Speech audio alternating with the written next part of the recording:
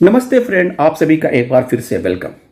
Friends, पिछले कुछ दिनों से आपने देखा होगा कि भारत के chief justice of India Shri Chandrachud sir एक रिटायर्ड जजेस के पेंशन के बारे में बोल रहे थे और उनका कहना था कि जो हमारे रिटायर्ड जजेस हैं जुडिशरी के 19,000 20,000 पेंशन में उनका काम कैसे चलेगा। They are facing the crisis. Even उनके यहाँ कोई मेहमान भी आता है तो उसे चाय नाश्ता भी नहीं करा सकते। साथ ही साथ उन्होंने ये भी कहा कि 61-62 साल की उम्र में काम भी नहीं कर सकता है। उनकी इस बातों से हम लोग भी एग्री हैं, लेकिन क्या माननीय चीफ जस्टिस ऑफ इंडिया को पता है कि उनके कोर्टों में, इवन सुप्रीम कोर्ट में, बैंक रिटायरीज के, बैंक पेंशनर के कितने केस लगे हैं और सालों से लगे हैं, और वही वो पेंशनर हैं जिनको 19-20 हजार भी पेंशन नहीं मिल रहा है। उनका जीवन यापन कैसे होगा, कैसे वो अपने खाने और दवाई का खर्चा पूरा करेंगे। जबकि इस बात को कई बार हमारे यूनियंस ने, इंडिविजुअल एक्टिविस्ट लोगों ने भी चीफ जस्टिस ऑफ इंडिया को संज्ञान में लाने के लिए पत्र लिखा। इवन केस भी टाइम से नहीं लगता, हियरिंग नहीं होती है, एडजॉर्नमेंट होता है।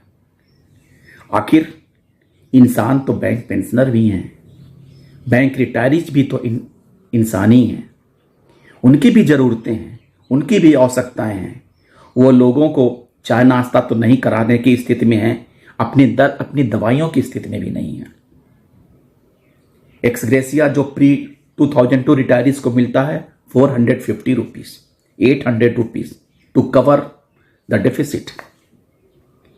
तो महोदय, हमारे यूनियंस का, एक्टिविस्ट का कहना है कि इन बातों को पुनः संज्ञान में लाएं अपने चीफ जस्टिस ऑफ इंडिया को, कि महोदय हमारे इसी 5.5-6 लाख लगभग जो पेंशनर हैं पिछले 30 साल से जूझ रहे हैं, लेकिन आपकी तरह कोई मसीहा उनके पास नहीं है जो उनकी बातों को सुने। वित्त मंत्री के पास समय नहीं है, प्रधानमंत्री के पास समय नहीं है, और यूनियन धोखा देने में लगी हुई है। आईबीए एक बिचौलिया है जिसको कुछ से कुछ लेना देना नहीं है। सो महोदय, आप भी और भी अन्य पेंशनरों के बारे में सोचें। आप तो जजेस के मसीहा हैं, लेकिन और भी लोग इस देश के लोग हैं जो न्याय की उम्मीद रखते हैं, और उनका हमेशा जो दृष्टि केवल सुप्रीम कोर्ट, हाई कोर्ट पे जाता है। तो महोदय, आपसे निवेदन है कि जिस तरह से आपने जस्टिस का केसेस अपने हाथ में लिया है, खास बैंक पेंशनर को भी न्याय मिले, इसीलिए आपसे प्रार्थना है। और ऐसी निवेदन है हमारे पेंशन एक्टिविस्ट लोगों से या हमारे जो रिटायरी ऑर्गेनाइजेशन हैं कि इन बातों को पुनः सीजीआई के संज्ञान में ले आएं, ताकि हो सके कोई किरण, आशा की किरण दिख सके। थैंक यू फ्रेंड्स, नमस्ते।